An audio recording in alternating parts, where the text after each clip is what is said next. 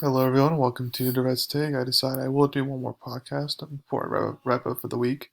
So to start off, I want to do my basketball prediction since the NBA season, after all, is starting tomorrow. I'm sorry if you hear noise in the background. It is what it is. But let's get started. So I'm actually just going to repeat the predictions I had last time because the predictions I made like 2 or 3 weeks ago from now have actually stayed the same pretty much. So Milwaukee 1, Brooklyn 2, Boston 3, Miami 4, Philly 5, Indiana 6, Toronto 7, Washington 8, and then Atlanta 9 and Charlotte 10 would be in the playing games, but I have Toronto, Washington beating them out there. And then in the West, you have Lakers 1, Clippers 2, Jazz 3, Nuggets 4, Mavs 5, Blazers 6, Suns 7th, and Rockets 8th, and you have Pelicans and Warriors in the playing spot. And I would have both teams win. And I would have New Orleans upset Houston, and then I would have Phoenix hold off Golden State there in those playing games. Um, so we'll see how the NBA season goes. I'm excited for it. It'll be kind of interesting with COVID and all. As far as the two games tomorrow, I'm looking forward to seeing Kevin Durant and Kyrie Irving work together against Boston. I would actually have, because Kemba Walker's going to be out start of the season, I actually have net 20 in that one.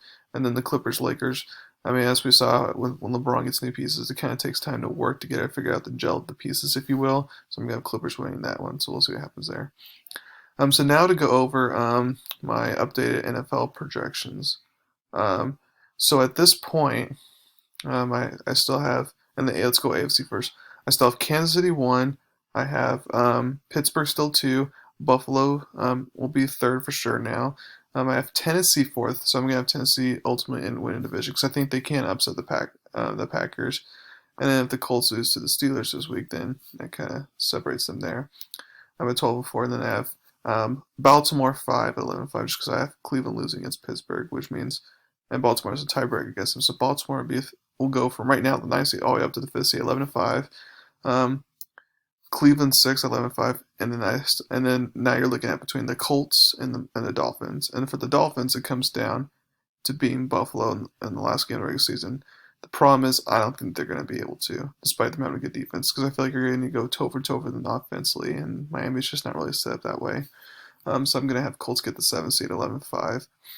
And of course, Baltimore and Cleveland both beat Indianapolis. That's why, despite all the same record, Indiana will be 7. Um, so then you would have a Pittsburgh Indianapolis first matchup, which is interesting. And despite it being cold weather and all that, actually, especially if Pittsburgh wins the first time, then I would have the Colts upsetting them the second time around in a close game. Like I'd have Colts favored by 2 points. Buffalo and Cleveland, this would be an interesting game. I would have Buffalo favored by a touchdown. It'd be a high scoring one in my opinion, but in the end, I feel like Cleveland's defense wouldn't be able to stop Buffalo's offense. And then Tennessee versus Baltimore, again, a very interesting game. It'd be a closer game than it was in the playoffs last time around. Kind of be like the game where it could go overtime like this season. But I'm going to take Tennessee to win this one by 1 point. So then you have a Kansas City Indianapolis second round matchup. Kansas City wins by a couple touchdowns. Then Buffalo Tennessee. This would be a very close game. Tennessee destroyed Buffalo early, but obviously Buffalo's improved since then. But I'm going to take Buffalo just by 1 point. That would be a very close game. And then it'll be Kansas City Buffalo and the AFC Championship game, and I have Kansas City favored by 11. Actually, I know that may be surprising, but I feel like Kansas City would just destroy this Buffalo defense, despite them playing well recently. NFC, you got 2 seed New Orleans, because I feel like Packers at this point got the 1 seed locked up. So 2 seed New Orleans versus 7 seed Arizona. New Orleans wins this one by 2 touchdowns and high scoring one.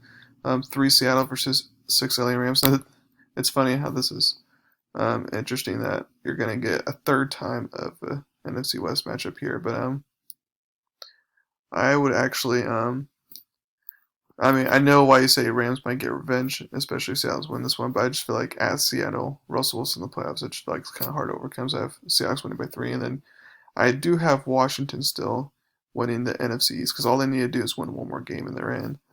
And I feel like they can because they face Carolina and Eagles, and Carolina is more likely to winning one at this point. Even when Dwayne Haskins quarterback. Now, if Dwayne Haskins is quarterback for the playoffs, Washington, that's a problem. But for the next 2 games, it's fine with him being quarterback. But anyways, I would have Tampa Bay obviously beating Washington. It would be only by a touchdown. It would be a closer game than most people expect, but I would have Tampa Bay winning. So then you got 1 seed Green Bay versus 5 seed Tampa Bay. Now you may be thinking, oh, Tom Brady, cold weather, that's not. Well, Tom Brady played in New England all this time in January, February. I mean, yeah, obviously does prefer cold weather, no one does, but he's fine with it. That's not going to be an issue. And then as we saw in the regular season, the Tampa Bay is kind of like the San Francisco 49ers last year against Green Bay, where that's a bad matchup for whatever reason. So I'm going to have Tampa Bay winning this one. It'll be a closer game last time, but I have Tampa Bay winning by 4. And then you got New Orleans, Seattle. Again, it's a very hard one to pick. It could go either way here, but because New Orleans is better defensively, and they can, New Orleans D line specifically will go after Seattle's O line, make things difficult for Russell Wilson. So I feel like Saints would come out on top. So then you have Saints Buccaneers for the third time. We all know how that's going to go. Again, I feel like this will be the closest game of the 3 because it's a playoffs, Tom Brady, all that. But I do feel like Saints will still come out on top. I have them favored by touchdown. So then you got a Kansas City Saints Super matchup, which we just saw kind of earlier. But I'm going to take Kansas City by touchdown on that one. Still win it all. So those are my updated NFL projections and NBA projections. It's going to be a fun last couple weeks in the NFL season and a fun begin to the NBA season. That's it for right now. Thank you very much, and you all have a wonderful day.